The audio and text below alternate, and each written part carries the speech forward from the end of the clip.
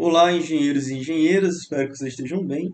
Nós vamos falar sobre materiais de construção mecânica e especificamente a aula de hoje será materiais metálicos. Espero que consigamos juntos aí construir conhecimento sobre este conteúdo. A nossa aula ela tem como os objetivos, né? Reconhecer os processos de obtenção de ligas ferrosas, definir as principais propriedades das ligas ferrosas, relacionar as características dos aços e dos ferros fundidos, reconhecer e caracterizar as ligas não ferrosas e reconhecer as propriedades e utilidades das ligas não ferrosas. Falando de metais, os metais são matérias com características próprias, né, como brilho não transparente à luz visível, boa condução de calor e eletricidade devido à quantidade de elétrons livres. Aqui a gente tem um arranjo cúbico, né, do corpo centrado de elétrons livres, e esses elétrons, né, de valência, em número de um, 2 ou 3 no máximo, não estão ligados a qualquer átomo, permitindo um deslocamento que possibilita a transmissão de energia. Como os elétrons são de grande número e não ligados a qualquer átomo em particular, denominam-se não localizados, definindo assim propriedades típicas dos metais.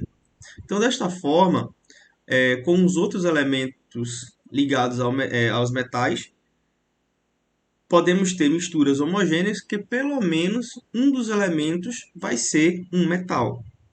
Então, isso aí implica, né, na praticidade desses materiais, associado a uma boa resistência que permite grandes aplicações estruturais, que vai ser aí, né, utilizado, né, nesse processo de construção e tudo mais dentro da engenharia agrícola.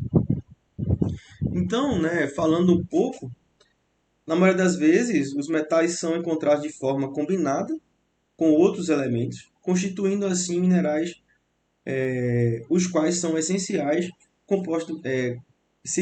né, compostos químicos como os óxidos, hidróxidos, sulfetos, carbonatos, entre outros, ou aos quais são denominados ou têm denominações específicas como hematita, limonita, calcita, quartzo, entre outros. Esses minerais são encontrados na superfície da Terra até determinadas profundidades e isoladamente ou em conjunto com outros minerais.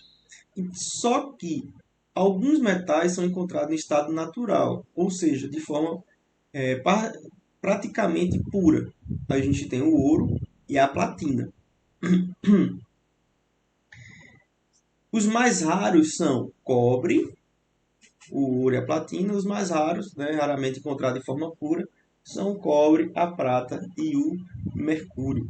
Acredito que quem tem tensiômetro em casa de mercúrio já deve ter visto aquele, aquele líquidozinho, né? Prata brilhante é o mercúrio. Então ele, como eu falei, né, é um bom condutor de calor. Ele serve aí para a gente aferir a temperatura do corpo.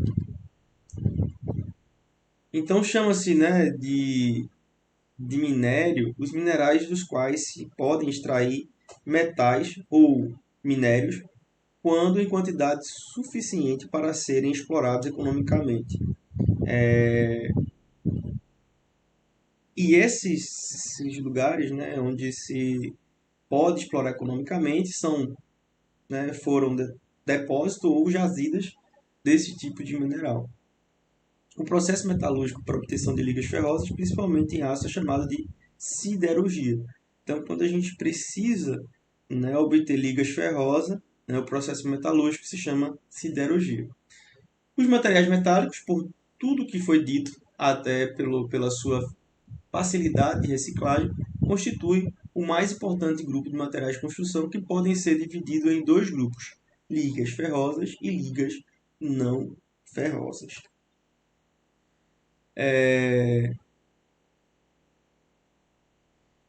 O senso comum chama-se de ferro, o que é, na verdade, é o aço.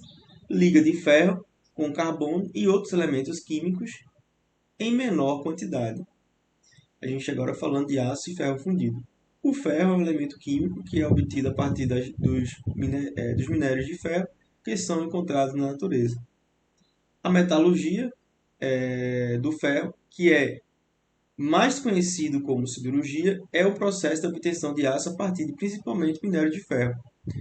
Reunindo o minério de ferro com o carvão, né, no caso vegetal ou mineral, e o calcário, resulta o ferro gusa, material de primeira fusão do alto forno. Os minérios de ferros, né, os óxidos, sulfetos, carbonatos, silicatados. Os óxidos, a gente tem na descrição dos óxidos, a gente tem a magnetita, hematita e limonita. Sob o ponto de vista siderúrgico, são os mais importantes. Então, quando a gente trabalha com óxidos, né, óxidos de ferro, a magnetita, hematita e limonita são os mais importantes. Eu falei em ganga, né? Ganga é um minério de menor teor de ferro e maior teor de fósforo, mais útil principalmente para usinas em usinas que empregam, né, altos fornos de carvão vegetal devido à sua porosidade. Falando de matérias-primas da indústria siderúrgica, os componentes básicos da indústria siderúrgica que formam sua matéria-prima são os seguintes: minério de ferro, carvão e fundente. O minério de ferro é o principal componente para a obtenção de ferro gusa. O carvão é o combustível do alto forno, podendo ser o mineral, que se chama coque, ou o vegetal de madeira. O carvão tem três funções principais, né? Fornecer calor para a combustão, fornecer carbono para a redução de óxido de ferro e, indiretamente, fornecer carbono carbono como principal elemento de liga do ferro gusa. O fundente é o calcário. O calcário é o principal fundente que, combinado com as impurezas, no caso a ganga, do minério e com os resíduos cinza do carvão, formam o que é chamado de escória.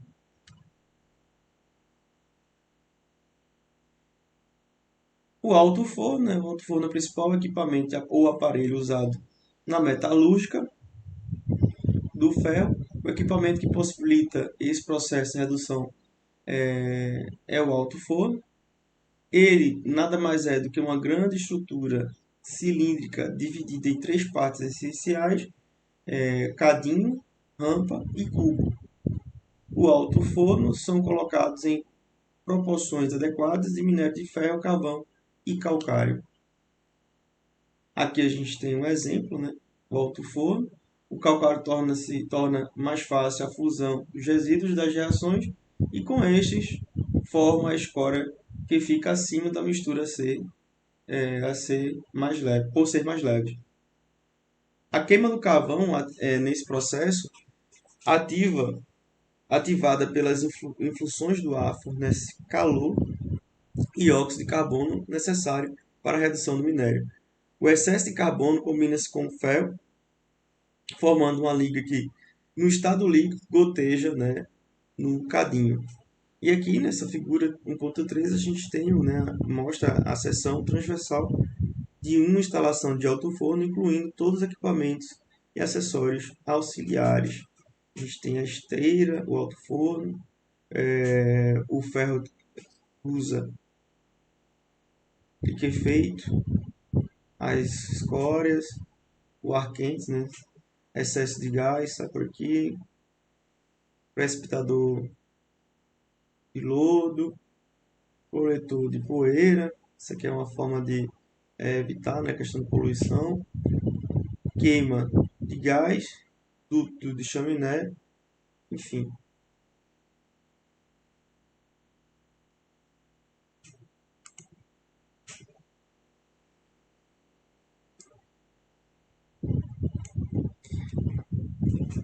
Matérias-primas da indústria siderúrgica, a gente tem o alto forno, né? Produto do alto forno, segundo Chavanini, é o principal produto do alto forno é o ferro gusa, cuja utilização é feita nas acílias, para onde é encaminhado no estado líquido e transformado em aço. O ferro gusa é ainda utilizado em estado sólido como principal matéria-prima das fundições de ferro fundido. O ferro gusa é o produto de principal função do alto forno. Produto de primeira função do alto forno. Definição de fábrica e definição e fabricação de aço, né? A definição de aço não é uma tarefa muito fácil, visto que o aço fabricado não são ligados binários, não são ligas binárias, ferro e carbono, mas um composto de conjunto de dois elementos principais são ferro e carbono, além de outros secundários como silício, enxofre, fósforo e magnésio. Das ligas metálicas, o aço é o material de construção mais usado, podemos classificar como carbono comum, quando os elementos predominam com ferro e carbono, e liga quando houver outros elementos na mistura, podendo ser de baixo, médio ou alto teor. Os compostos secundários são chamados de impurezas pela sua quantidade e por estarem sempre presentes devido ao processo de fabricação. Então, né, por esta razão, a gente pode encontrar as definições como o aço é a liga de ferro carbono. O aço é a liga ferro-carbono contendo geralmente 0,008% até aproximadamente 2,11% de carbono, além de certos elementos residuais resultantes do processo de fabricação. O limite inferior a 0,008% corresponde ao máximo de solubilidade do carbono no ferro à temperatura ambiente e o limite superior de 2,11% corresponde ao máximo de quantidade de carbono que se dissolve no ferro em que ocorre a 1148 graus Celsius. Essa quantidade máxima de 2,2%, ou melhor dizendo, 2,115, conforme se verifica no diagrama de equilíbrio, depende, por outro lado, da presença ou não nos aços de elementos de liga ou presença dos elementos residuais nos teores superiores aos normais.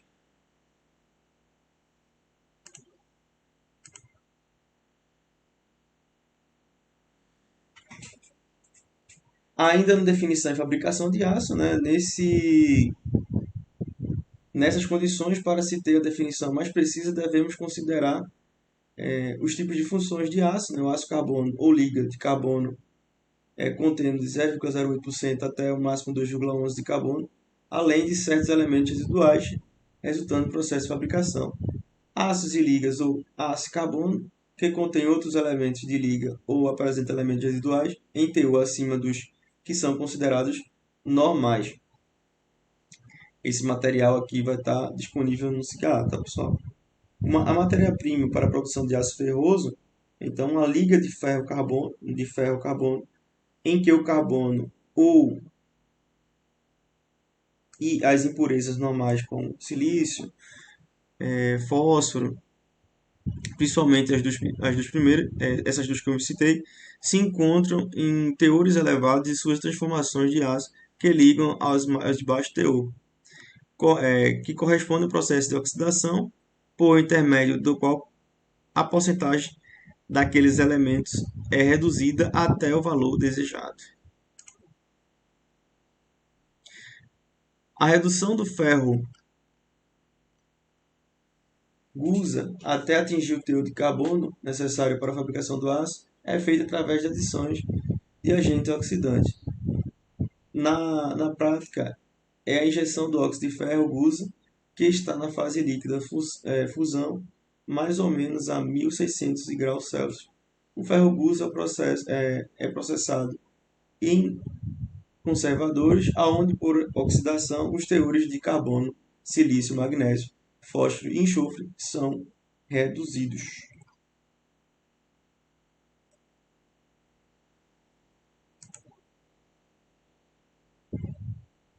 Falando ainda de matéria-prima da indústria siderúrgica, a definição de fabricação de aço, os processos de produção de aço podem ser classificados de carbono como agente oxidante utilizado. Processos pneumáticos, processos Siemens-Martin, processos ácidos e processos básicos. Os processos pneumáticos, onde os agentes oxidantes é o ar ou o oxigênio. O processo pneumático tradicional é o que utiliza, né, o conservador de Benjamin, cujo nome é devido a seu inventor em 1847. Este processo, o processo de Siemens-Martin, onde o agente oxidante é composto de materiais sólidos contendo óxidos. Por outro lado, dependendo da composição do ferro usa e do tipo de aço desejado, pode-se considerar ainda outras divisões no processo de fabricação, independentemente do tipo de forno. Processos ácidos, tipo de processo em que pode remover ou reduzir facilmente a quantidade de carbono, silício e manganês, diferentemente das formas como acontece o fósforo e o enxofre, e processos básicos, em que pode reduzir os valores desejados de todos os elementos citados no item anterior, no caso, no item dos ácidos. Agora, um diagrama, né, de fase de ferro-carbono. De todos os sistemas de ligas binárias, o formato, né, o formato pelo ferro e pelo carbono é o mais importante. Então, tanto o aço como os ferros fundidos, que são os principais materiais estruturais, são essencialmente ligas de ferro e carbono. Então, esse diagrama trata de ligas de ferro-carbono para teores de carbono desde 0 até 6,7%. Este último é o valor correspondente à composição de cementita. Acima de 4,5% de carbono, as ligas ferro-carbono apresentam poucas aplicações. Já o limite, né, superior corresponde ao máximo de quantidade de carbono que se dissolve no ferro e ocorre aí numa temperatura de 1148 graus Celsius.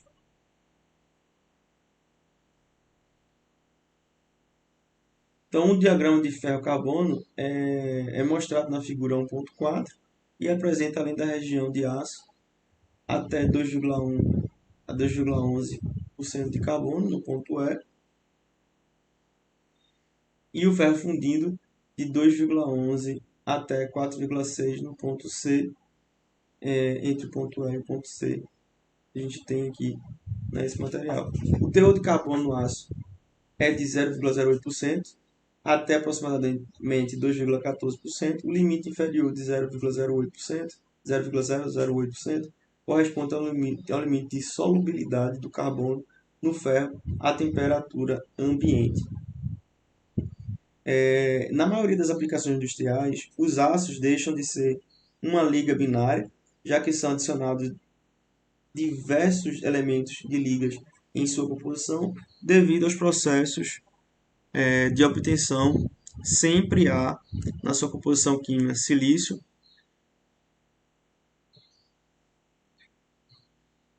enxofre, fósforo e manganês, os quais esse baixo teor praticamente não interfere no diagrama de fase. No entanto, para os ácidos de liga, o diagrama de fase serve apenas como referência.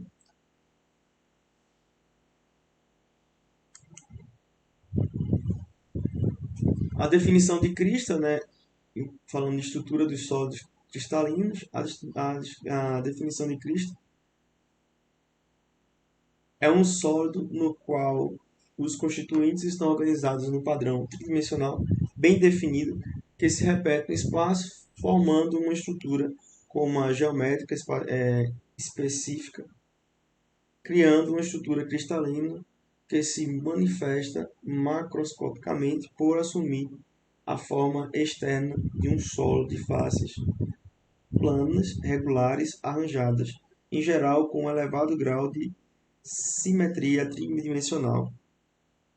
Os materiais sólidos podem ser classificados de acordo com a regularidade segundo a qual o átomo ou os íons, os átomos ou os íons estão arranjados em relação uns aos outros. Um material cristalino é aquele nos quais os átomos estão situados em um arranjo que se repete ou que é periódico ao longo da grande distância atômica. Quando ocorre solidificação de um material, os seus átomos se posicionam em uma proporção tridimensional no qual cada átomo está ligado aos seus vizinhos mais próximos. Essa estrutura, em geral, tem um formato cúbico, onde em cada um dos vértices há uma molécula do material. Quando em cada uma dessas faces tiver também uma molécula central, chama-se cúbico de face centrada, CFC. E se no centro desse sólido contiver uma molécula, chama-se de cúbico de corpo centrado.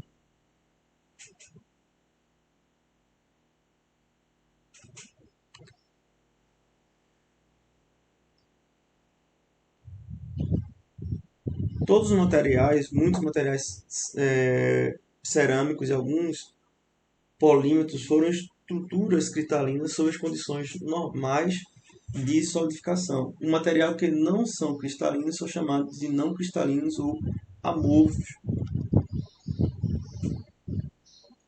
Então, algumas propriedades de sólidos cristalinos dependem da sua estrutura cristalina, ou seja, da maneira como os seus átomos ou íons moleculares estão arranjados espacialmente. Existem muitos tipos de estruturas cristalinas diferentes. Da mesma forma, essa estrutura pode ser bastante simples, como a dos metais, ou bastante complexa, como a de alguns materiais cerâmicos e poliméricos.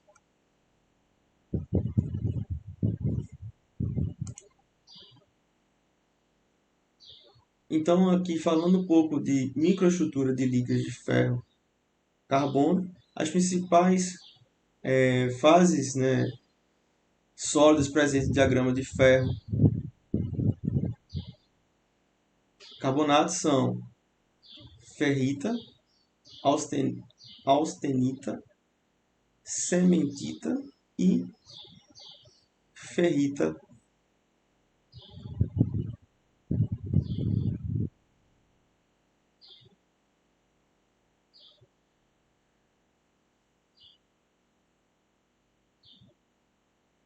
Então aqui a gente precisa considerar somente o desenvolvimento das microestruturas dos aços, pois no campo correspondente aos ferros fundidos sempre existirão maiores quantidades de elementos de liga, principalmente o silício, tendo-se assim uma liga ternária, enquanto o diagrama do ferro carbonato é pertencente à liga binária. As principais fases sólidas presentes no diagrama são a ferrita. O carbono está dissolvido em estrutura CCC, portanto, pouco solúvel, atingindo solubilidade máxima de 0,02% a uma temperatura de 727 graus Celsius. Embora o carbono esteja presente em concentrações relativamente baixas, tem influência significativa para a propriedade mecânica da ferrita. Esta é uma das constituintes mais moles e dúcteis dos aços, apresentando dureza de 90 Briley e uma magnitude de até 770 graus Celsius, em uma magnitude de 770 graus Celsius. Austenita tem uma estrutura cristalina CFC, sendo a solubilidade de carbono de austenita de 2,08%. a uma temperatura de 1.148 graus Celsius e de 0,8% na temperatura de 727 graus Celsius. Apresenta dureza aproximadamente de 300 e não é magnética. A cementita é um composto frágil e duro, possuindo uma composição de 6,67% e 93,7% de ferro, apresentando uma dureza de 700 aproximadamente.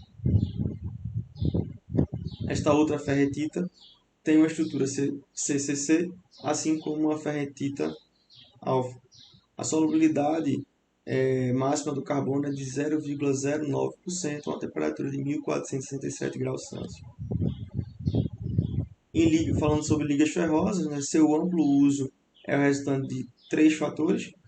Compostos que compõem o ferro contêm ferros existem em quantidade abundante no interior da crosta terrestre. O ferro metálico e as ligas de aço podem ser produzidas usando técnicas de extração, beneficiamento, formando de ligas e fabricação relativamente econômicas. As ligas ferrosas são extremamente versáteis e podem ser adaptadas para possuir uma ampla variedade de produtividade mecânica e física.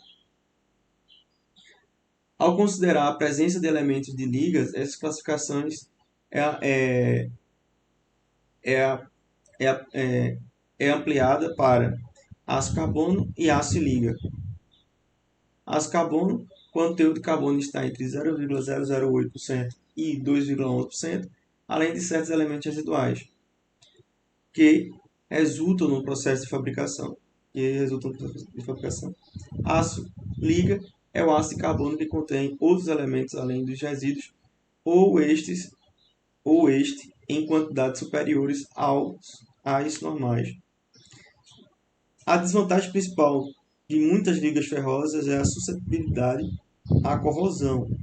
Como principais ligas ferrosas têm os aços, como carbono de até 2%, os ferros fundidos com carbono acima de 2% é raramente superior a 4%.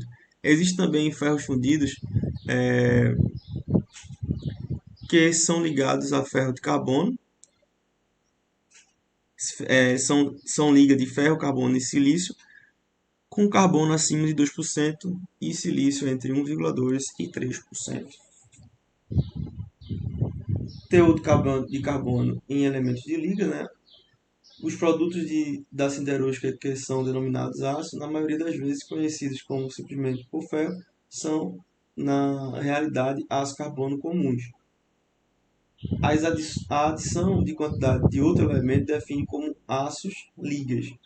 O objetivo dessa mudança é uma menor resistência à tração, no caso, propriedade mecânica, a usinabilidade, a dureza, a resistência à corrosão pelo calor.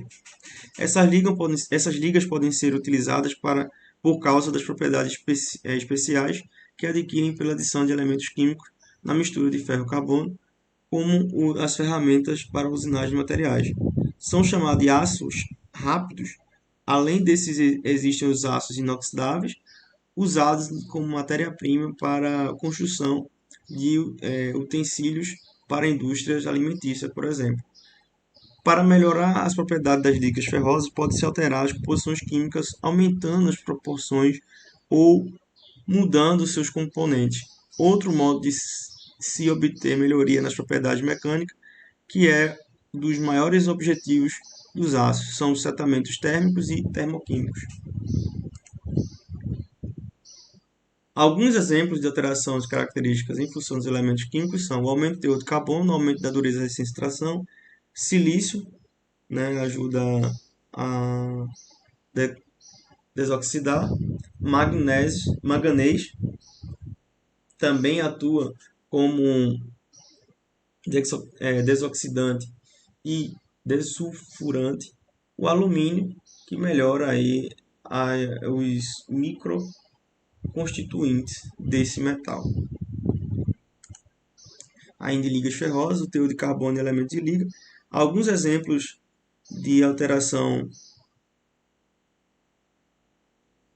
das características em função dos elementos químicos, a gente tem o fósforo e o enxofre, são elementos em aumento que aumenta a fragilidade, por isso devem ser mantidos em baixo teor. O cobre aumenta a tenicidade e resistência à corrosão. O cromo e o níquel, em geral, aumentam a resistência de corrosão e a dureza. O cobalto e o molibdênio, o vanádio e o tungstênio são elementos que aumentam a dureza em altas temperaturas, melhorando aí, né, a capacidade de corte. E o efeito do teor de carbono, né? O teor de carbono exerce uma influência muito grande nas propriedades mecânicas de materiais. E aqui nessa figura 1.16 a gente tem a esquematização do efeito, né, do aumento do teor de carbono, que mostra um esquema de comportamento das propriedades dos materiais ferrosos com aumento da quantidade de carbono, que vê-se, né, como um aumento de quantidade de carbono que ganha-se em dureza, tensões de escoamento e ruptura. Em contrapartida, perde-se em ductilidade, tenacidade e soldabilidade. Então, aumento da dureza, tensões de escoamento, tensão de ruptura, e uma baixa teor de carbono diminui a ductilidade, tenacidade e soldabilidade. Caracterizando aqui os ácidos de carbono, né, e as ações abaixo de baixa liga. A gente tem no quadro 1.2 mostra a classificação dos ácidos, que também foi adaptada, né, pela BNT, entre outros órgãos. Então, a critério adotado pela BNT de classificação é o mesmo que essa AI e tem a composição química, o seu fundamento. O número indica o tipo de ácido e o elemento principal na liga e o teor de carbono. Os dois primeiros algoritmos indicam o tipo de ácido comum ao carbono, número 10, ácido de liga e os demais. Cada elemento é representado por um número. Os dois algarismos finais mostram o teor de carbono em centésimo.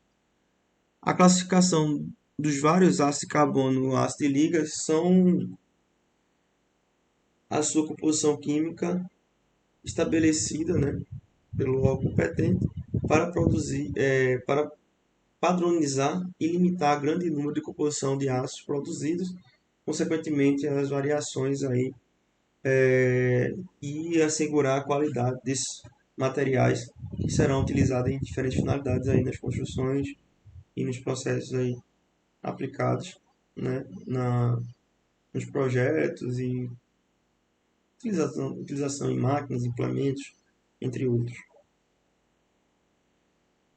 Aqui tem a continuidade do quadro, tem o tipo de aço, né, e a designação.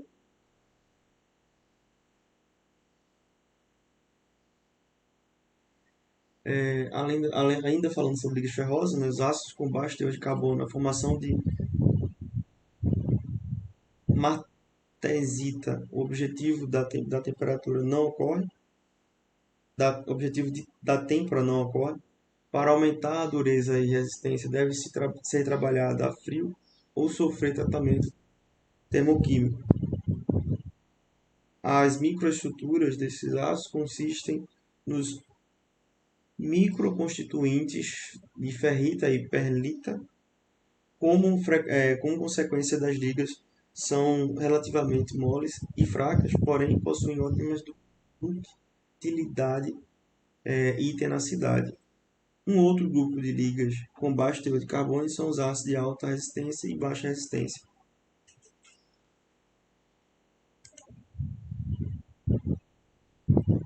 Então, os aços com alto teor de carbono, os ácidos com alto teor de carbono que possuem normalmente teor de carbono entre 0,6 e 1,40%, são os mais duros, mais resistentes, porém os menos dúcteis entre todos os ácidos de carbono. Ácidos inoxidáveis. Os ácidos inoxidáveis são altamente resistentes à corrosão, oxidação superficial em uma variedade de ambiente, especialmente a atmosfera ambiente. O principal elemento da liga desse aço é o cromo, em uma concentração de no mínimo 11%. A resistência da corrosão também pode ser melhorada através, né, de adição de níquel e molibdênio. Os ácidos inoxidáveis estão subdivididos em 3 classificações, de acordo com as fases predominantes na sua microestrutura: martensítica, ferrítica e austenítica. E ainda falando sobre ácido inoxidável, né, uma ampla variedade de propriedades mecânicas combinadas a uma excelente resistência à corrosão torna-se o ácido inoxidável uma das versáteis na sua possibilidade de utilização. No entanto, são relativamente caros. Os ácidos inoxidáveis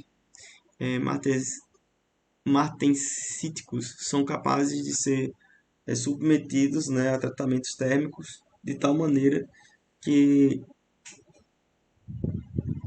a martensita seja o seu microconstituinte principal.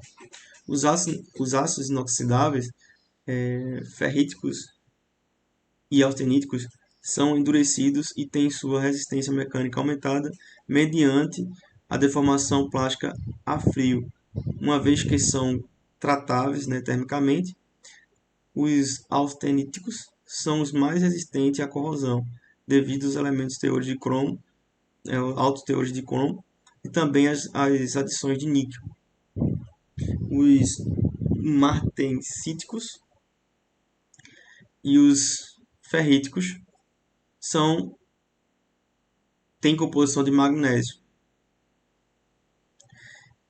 E, consequentemente, eles são magnéticos. Já os austeníticos não são magnéticos. Aqui a gente tem as características, né, dos diferentes ácidos inoxidáveis. Endurecimento, magnetizável, corrosão. Então a gente tem austeníticos e ferríticos, deformação plástica. Já o martensíticos tem tratamento térmico. Magnetizáveis são o ferríticos e o martensíticos, e ambos têm resistência normal. Já os austeníticos não são magnéticos e maior resistência à corrosão. Por que desse tipo de conhecimento? Para que a gente possa, né, de fato, saber que material usar na hora de fazer os projetos para construção ou para maquinários agrícolas, já que, como é função do engenheiro agrícola, né, não só a questão de projetar, né, os equipamentos que serão utilizados dentro das ciências agrárias.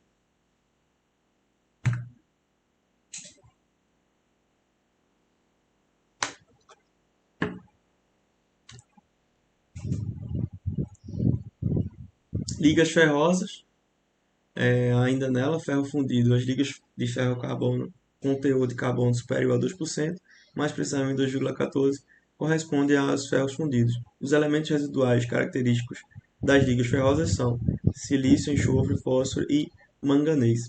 Aqui a gente tem os tipos de ferro fundido e as características deles e, consequentemente, as aplicações.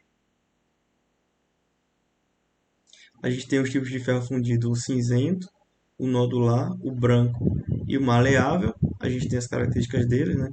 Fácil moldagem, excelente resistência mecânica, alta dureza, alta fragilidade, difícil usinagem, os brancos. O maleável, maior usabilidade entre os ferros fundidos, boa resistência à corrosão e boa ductibilidade. As aplicações: o cinzento, estruturas de máquinas operatrizes, né? Virabrequins, rotores. Nodular, peças sujeitas à pressão e à resistência ao choque. Branco, estrutura de máquinas operatrizes, virabrequins e rotores.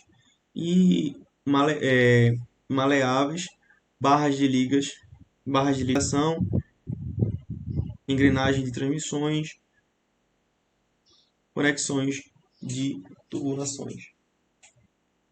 Ainda sobre ferro fundido, junto ao silício temos o manganês, desculpa, que tende a estabilizar a, a cementita e também atua como desulfurante. O fósforo também atua favorecendo a formação da cementita. O enxofre, que na realidade é uma impureza, não possui efeitos significativos. Falando das propriedades dos materiais de propriedade térmica, a gente tem o ponto de fusão, o ponto de ebulição, a dilatação térmica e a condutividade elétrica. O ponto de fusão é a propriedade térmica do material que se refere à temperatura em que o material passa do estado sólido para o estado líquido. Dentre os materiais metálicos, o ponto de fusão é uma propriedade importante para determinar sua utilização. O alumínio, por exemplo, se funde a 660 graus Celsius, enquanto o cobre se funde a 1084 graus Celsius. Então, a forma de trabalhar com o ponto de fusão de metais são diferentes a partir dessa composição. O ponto de ebulição é a temperatura em que o material passa do estado líquido para o estado gasoso. A dilatação térmica é a propriedade que faz com que o material, em geral, aumente de tamanho quando há elevação de temperatura. Esse efeito explica, né, as folgas de junta de dilatação entre lajes nas estruturas de concreto, pontes e viadutos. É o espaço necessário para que acomodem, que venha acomodar, né, para se acomodarem nos dias de maior calor. E condutividade térmica, a capacidade de determinado material ter que conduzir calor. Sob o ponto de vista prático, as propriedades que têm maior importância na engenharia são as mecânicas, ou seja, aquelas que relacionadas com a resistência que os materiais oferecem quando sujeitos aos esforços de natureza mecânica, como tração, compressão, torção, choque, carga cíclica, dentre outros. No entanto, certas propriedades físicas e químicas de materiais também são importantes para algumas propriedades materiais a serem descritos como as propriedades térmicas, né? Que as propriedades térmicas determinam o comportamento do material em si quando submetido às variações de temperatura. Isso acontece tanto no processamento quanto na autorização.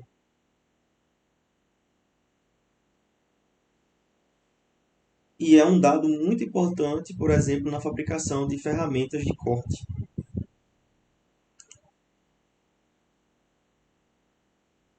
Propriedades elétricas. A propriedade elétrica determina o comportamento de materiais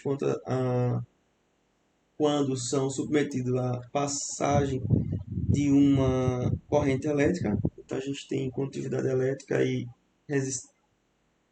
resistividade. A condutividade elétrica é uma propriedade dos materiais que está relacionada com a capacidade de conduzir a corrente elétrica. A resistividade é a resistência que o material oferece à passagem da corrente elétrica.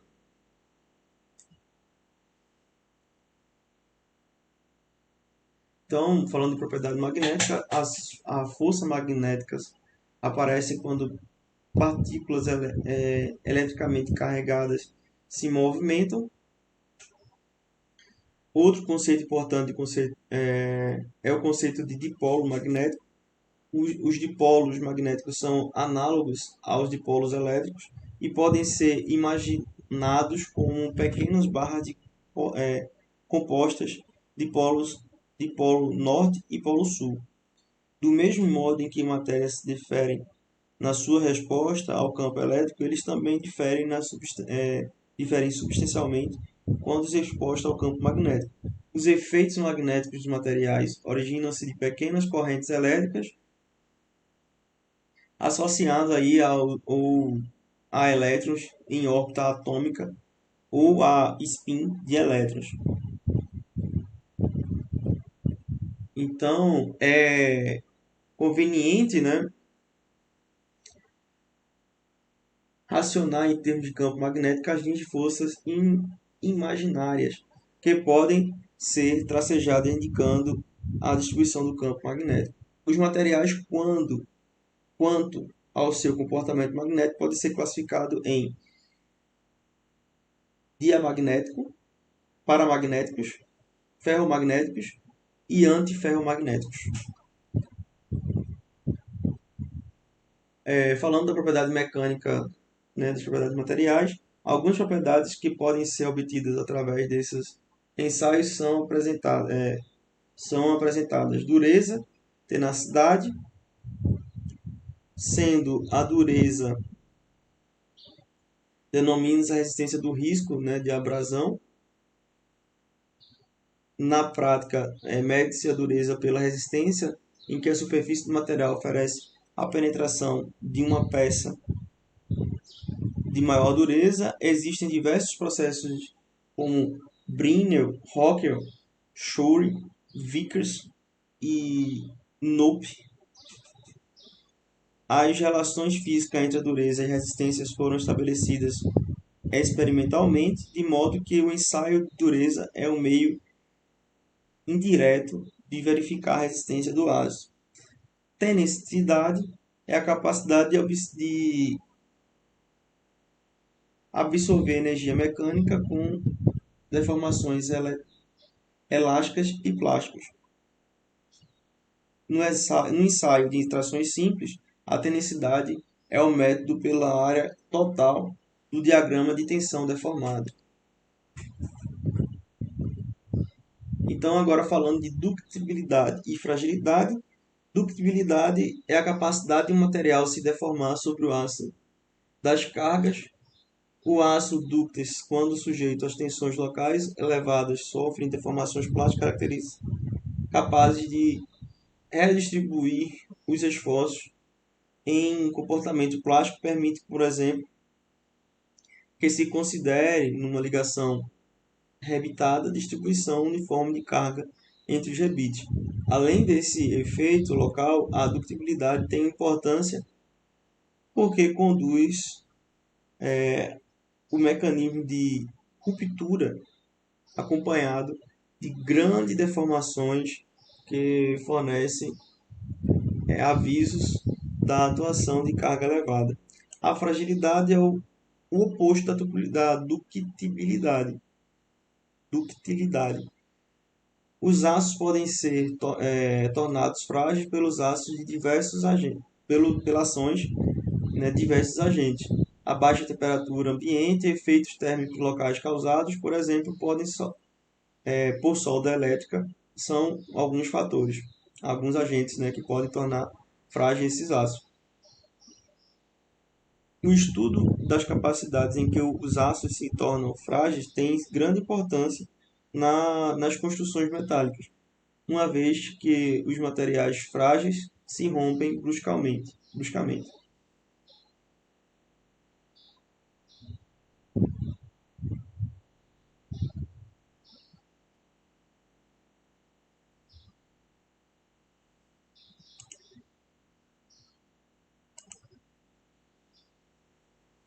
Agora estamos falando de resiliência e resiliência e fadiga. Resiliência é a capacidade de um material absorver energia quando deformado elasticamente, isto é, dentro da zona elástica, liberando quando ocorre uma descarga, liberando quando descarregado, e a fadiga, a resistência à ruptura dos materiais é, em geral, medida em ensaio elástico quando as peças metálicas trabalham sob efeito de esforço repetidos a um grande número que pode haver ruptura em tensões inferiores a obtidas em ensaio estáticos. Esses efeitos denominam-se fadiga do material. A resistência à fadiga é, em geral, determinada no dimensionamento de peça sob ações de, de dinâmicas importantes, tais como as peças de máquinas e pontes. Então, a fadiga é um efeito muito importante a ser levado quando a gente vai fazer dimensionamento e os projetos de peças mecânicos, de implementos. Para a gente saber o tempo de vida útil dessas peças, consequentemente, o tempo de manutenção e tudo mais. Sobre o tratamento térmico de superfície, então, o tratamento térmico, o objetivo geral dos tratamentos térmicos são remoção de tensões, aumento ou diminuição de dureza, melhoria na resistência ao desgaste e à corrosão e usinabilidade.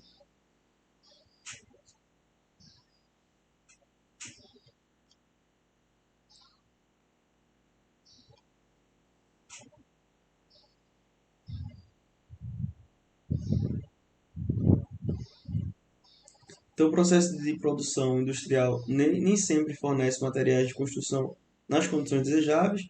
A dureza, a resistência necessária, as tensões internas que se originam no processo mecânico de produção podem criar problemas, sendo necessário aí, portanto, um tratamento térmico.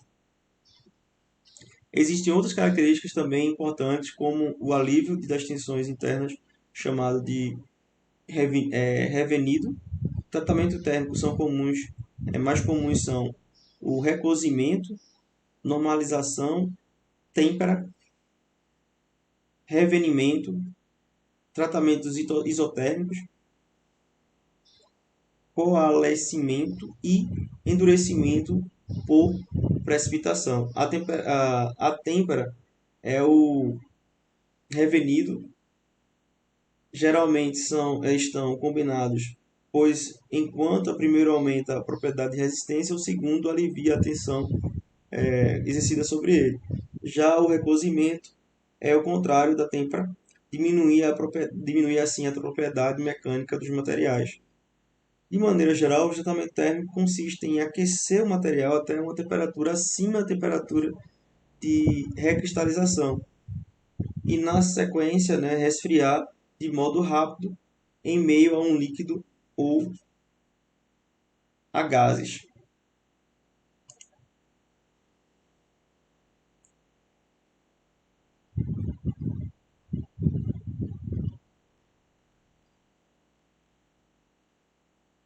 Então, os tratamentos térmicos mais comuns são têmpera, como já mencionei, revenido, recozimento e normalização. Têmpera é um tratamento térmico destinado à obtenção de dureza nos ácidos e consiste basicamente em aquecê-los em um forno com temperatura acima da zona crítica, temperatura de recristalização, e resfriá-lo rapidamente. Isso é a têmpera. Revenido aplicado nos ácidos temperados com o objetivo de melhorar a ductilidade e a reduzir as tensões internas. Consiste em aquecimento de temperatura inferior à temperatura crítica, geralmente entre 400 graus Celsius e 600 graus Celsius. O recozimento tem como objetivo renovar as tensões devido aos processos de conformação mecânica, melhorando a ductilidade. O recozimento mais comum é chamado total ou pleno, onde o material é geralmente aquecido em temperatura acima da zona crítica. A zona de conhecido também como zona de austenitização, seguido de resfriamento lento, desligando o forno e mantendo a peça no seu interior. E, por último, não menos importante, a normalização tem como objetivo de refinar principalmente o material fundido, laminados ou forjados. É um tratamento para eliminar a temperatura e ao revenido, a fim de produzir estrutura mais uniforme, semelhante ao recozimento que consiste no aquecimento de temperaturas críticas e resfriamento de temperatura ambiente. O tratamento térmico produz modificações nas constituições principais das ligas ferrosas, sem alterar as composições químicas, apenas a propriedade mecânica são modificadas. Existem também tratamentos termoquímicos que podem ser produzidos nas superfícies dessas ligas. Esses mudam as propriedades mecânicas e alteram as composições químicas entre cristalina e superficial. Os tratamentos de superfície, né? Os principais são a cementação, a nitratação e a cianetação. A cimentação, que consiste na introdução de uma camada de carbono na superfície do aço de baixo ou médio teor de carbono.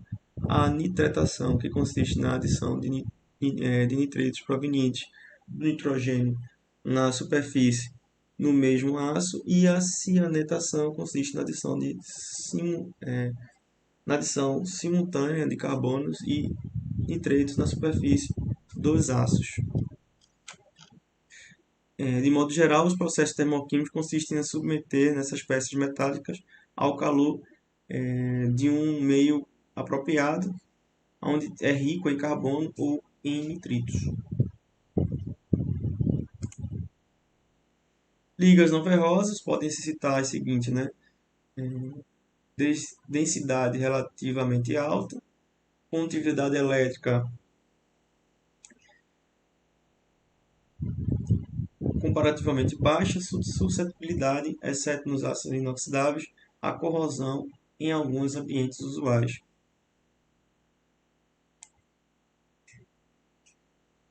Sendo assim, para muitas aplicações, torna-se vantajoso ou até mesmo necessário a utilização de ligas que possuam combinação de propriedades mais apropriadas às ligas metálicas classificadas de acordo com o metal base ou de acordo com algumas características do grupo de ligas compartilhadas. Entre as principais ligas temos o cobre, alumínio, chumbo, estânio, zinco, magnésio, níquel e titânio. Ligações ferrosas, a gente tem aqui cobre e suas ligas e o zinco e suas ligas. Então a gente tem a liga de cobre estânio, liga de cobre zinco, outras ligas de cobre, alumínio e suas ligas.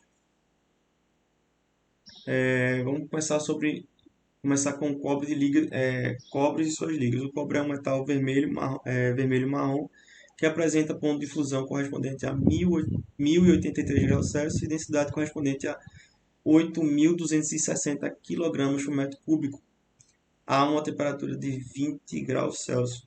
Depois da prata, é o melhor condutor de calor e eletricidade. Aí a gente passa para as ligas de cobre e estanho. Estas ligas também recebe o nome de especial de bronze. É uma das ligas onde o estanho é o principal elemento de liga, e o teor de estanho contido no bronze pode variar de 2 a 10%.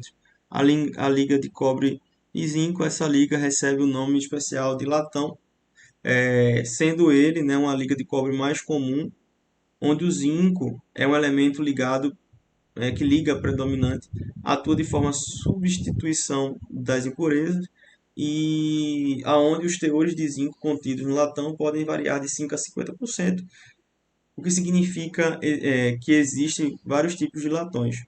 E outros tipos de ligas de cobre As demais ligas de cobre estão apresentadas nas seguintes, a seguir como as principais características e a serem aplicadas.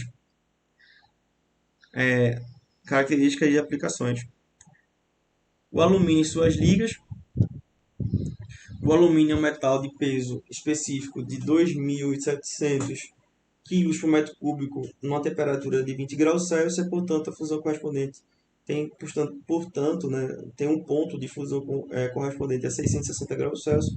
Esse material também apresenta boa condutividade elétrica e eletricidade, boa resistência à corrosão em alguns ambientes comuns, devido a essas características, né, aliadas à existência de grades de grandes quantidades de minério principal. O alumínio tornou-se o material mais importante depois do ferro.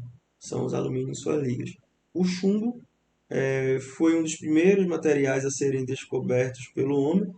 Possui a densidade de 11.340 kg por metro cúbico, a temperatura de 20 graus Celsius, e o ponto de fusão equivalente a 327 graus Celsius. Falando agora do estanho e suas ligas, o estanho possui um peso específico de 7.300 kg por metro cúbico, a temperatura de 20 graus Celsius, é um ponto de fusão em torno de 232 graus Celsius. É um material mole, dúctil e maleável, possui baixa resistência mecânica e elevada resistência à corrosão. O zinco e suas ligas, a gente começa aqui. O zinco apresenta densidade de 7.130 kg por metro cúbico com a temperatura de 20 graus Celsius e o ponto de fusão em torno de 419,4 graus Celsius. Possui uma alta resistência à corrosão, porque exposto ao ar úmido produz espontaneamente uma película protetora de hidroxicarbonato. É um material muito maleável, entre 100 a 150 graus Celsius, podendo ser laminado em chapas e esfriados em frio, além de possuir uma boa usinabilidade. As ligas de zinco, alumínio, magnésio e cobre, essas ligas, né, são usadas industrialmente, principalmente para a fundição sob pressão, e são comercializadas chamadas de ZAMAC. ZAMAC são as ligas de zinco com alumínio, magnésio e cobre. Magnésio e suas ligas. O magnésio apresenta densidade de 1.740 kg por metro cúbico e um ponto de fusão em torno de 650 graus Celsius. É um material relativamente mole e maleável, porém sua ductibilidade é baixa, assim como a sua resistência mecânica e a sua tenacidade. Agora, falando de níquel e suas ligas, o níquel apresenta densidade de 8.880 kg por metro cúbico com temperatura de 20 graus Celsius e o ponto de fusão em torno de 1.455 graus Celsius, ou seja, precisa de muito calor para entrar em ponto de fusão. A sua principal característica é a elevada resistência à corrosão, é um material maleável e pode ser facilmente trabalhado, inclusive por deformação a frio, que acaba envolvendo sua resistência e é muito tenaz. Não é tratável termicamente, possui usinabilidade razoável. Falando dentro das ligas, né, de níquel e suas ligas, vamos falar de ligas de níquel e cobre primeiro. Também denominado de metal mole, contém 60 a 70% de níquel e 29% de cobre e traçado de ferro, silício, enxofre, carbono e magnésio. Sobre as ligas de níquel e cromo, a liga de níquel e cromo também possui denominada comercialmente como Hastelloy, Inconel e outras. Hastelloy, Inconel e outros nomes. Essas ligas, né, são usadas para onde a resistência ao calor ou a corrosão são determinantes, como as pás em pás e demais partes de turbinas a gás. Titânio e suas ligas, por fim. O titânio apresenta a densidade de 4.500 kg por metro cúbico, a temperatura de 20 graus Celsius, e, portanto, a fusão é em torno de 1.668 graus Celsius. Esse material se caracteriza pela elevada resistência à corrosão. Dentre as ligas de titânio, a gente tem a liga de titânio e alumínio estanho, empregada em chapas para caixas de compensadores de turbinas a gás e nas palhetas de turbinas. A gente tem ligas de titânio, alumínio e magnésio utilizadas em peças forjadas para aviões e jato, ligas de titânio, alumínio e vanádio nas peças, discos e lâminas correspondentes a turbinas, gás, chapas, funelagens e aplicações semelhantes a indústrias aeronáuticas, e a liga de titânio, magnésio e manganês apresenta boa capacidade de forma a ser conformada, destinando a aplicações estruturais em aviões. Então a gente tem ligas de titânio e manganês, ligas de alumínio e vanádio, ligas de titânio, alumínio e manganês, ligas de titânio, alumínio e estanho. São essas aqui as ligas não ferrosas. E por fim, né, materiais refratários, materiais não possuem temperatura de fusão extremamente alta, são classificados como materiais refratários. Nesse grupo estão incluídos o nióbio, famoso, molibdênio, tungstênio e tântalo. A temperatura de fusão deixa materiais que variam, né, desses materiais aqui variam de 2.468 graus Celsius para o nióbio até 3.410 graus Celsius para o tungstênio. Então imagina a quantidade aí, né, de material para você aquecer esse forno e transformar isso aqui em formato líquido, consequentemente fazer as peças. Então, assim, é um custo a ser considerado quando se vai trabalhar com materiais, metais refratários. Então, a aplicação desses materiais são variadas, por exemplo, o tântalo e o molibdênio são ligas com aços de são ligados com aço inoxidável para melhorar a sua resistência à corrosão. As ligas de molibdênio são utilizadas para matriz de extrusão e peças estruturais de veículos espaciais. As ligas de tungstênio têm aplicação com filamentos de lâmpadas incandescentes em tubos de raio-x e em elétrons não consumíveis de soldagem.